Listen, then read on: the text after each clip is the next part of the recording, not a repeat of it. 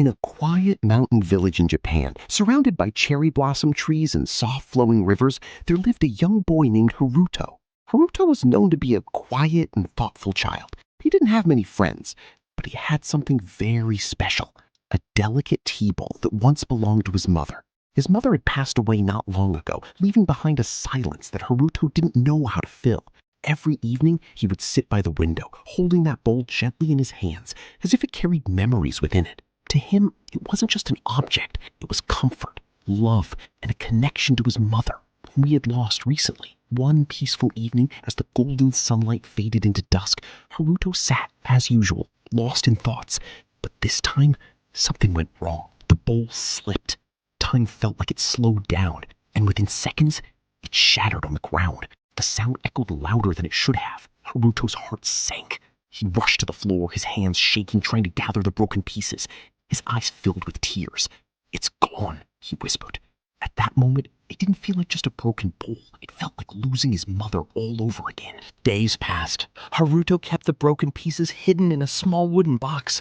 He couldn't bring himself to throw them away, but he also couldn't bear to look at them. One afternoon, while walking through the village, he met an old craftsman named Takumi. Takumi was known for his wisdom and calm presence. People often said he could fix things, not just objects, but hearts too. He noticed Haruto's sadness immediately. "What troubles you, young boy?" Takumi asked gently. Haruto hesitated, but then slowly shared everything. Takumi listened quietly, without interrupting. After a moment, he smiled softly and said, "Bring me the pieces tomorrow." Haruto was confused, but something about Takumi's voice gave him hope. The next day, Haruto returned with the broken bowl pieces. Takumi took them carefully and led Haruto into his workshop. The room smelled of wood, lacquer, and time itself. Tools were neatly arranged, and unfinished pottery rested quietly on shelves. Takumi said, "Today, you will learn something important." Instead of using ordinary glue, Takumi prepared a special lacquer and mixed it with fine gold powder. Haruto watched Takumi closely, his eyes filled with curiosity, following every careful movement, as if trying to understand more than just the process.